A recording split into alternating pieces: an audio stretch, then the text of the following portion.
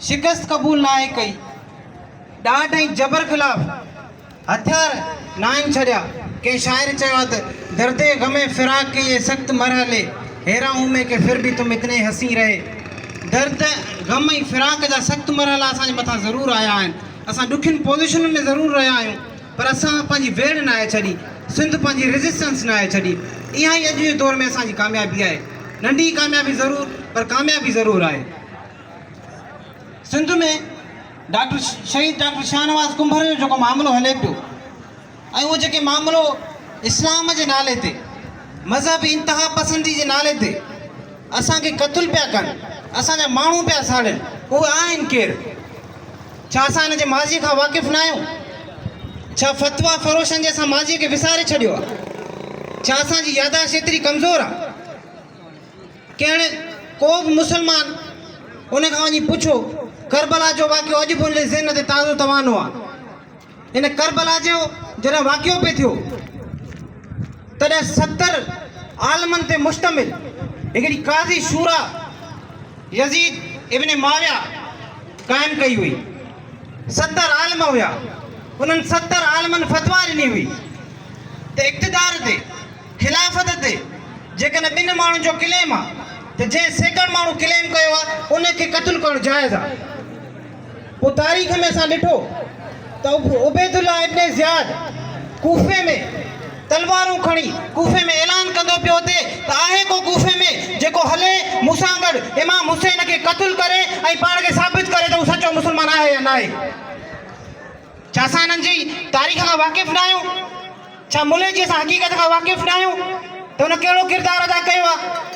छा तव्हां ऐं असां जहांगीर ॻाल्हि करियो त देबल बंदरगाह ते राजा डायर खे जा देबल बंदरगाह जे किले ते जेके गोला फायर थिया हुआ उहे अब्दुल्ला जे गोला फायर न थिया हुआ?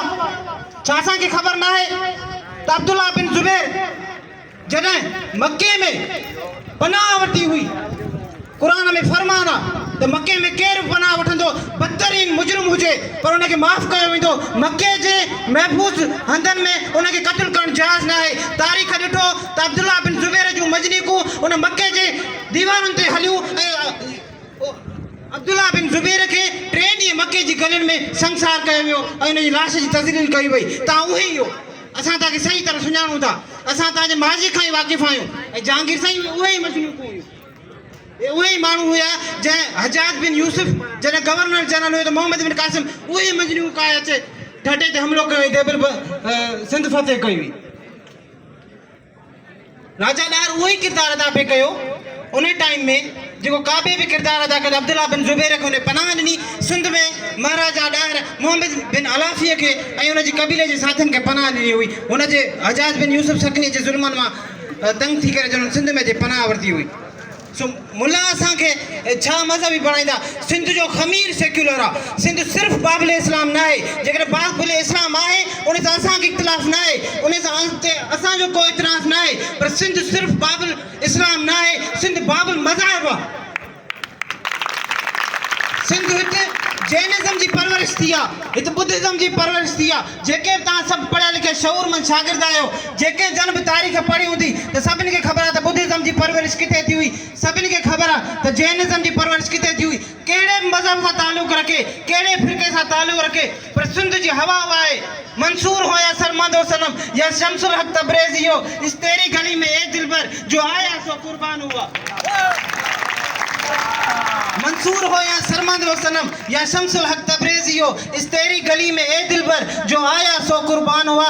इस इश्क का दावा है तेरे मिस्कीन सजल को मेरे सनम, क्या खूब तेरी इस उल्फत में मिस्की से मैं सुल्तान हुआ। या सिंध जी उल्फत आहे। प्रियंका कुमार पंजाब में सड़ियो हुयो पर रेज़िस्ट कंहिं करे न ॾेखारियो। हिते असां वटि इहा हक़ीक़त आहे त मुतबादिल सियासत कंदड़ तंज़ीमुनि जो मौजूदा दौर में रियासती ऑपरेशन्स जे सबबि असां टुटल फुटल हाल में आहियूं। उन टुटल फुटल हाल में असां हार न आहे मञी, असां रेज़िस्ट कयो आहे। कंहिं माण्हू चवनि सेंसिटिव मामिलो आहे। कहिड़े तरीक़े सां सेंसिटिव मामिलो?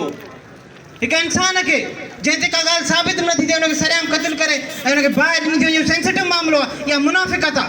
असांजो मज़हब, असांजो दीन हक़ ऐं नाहक जे विच ते जेका बारीक लाइन आहे उन में असांखे फ़र्क़ु करण थो सेखारे। जेकर तव्हां ऐं असां उहो फ़र्क़ु नथा करे सघूं त असां मुस्लमान सॾाइण जे लाइक़ु ई न आहियूं।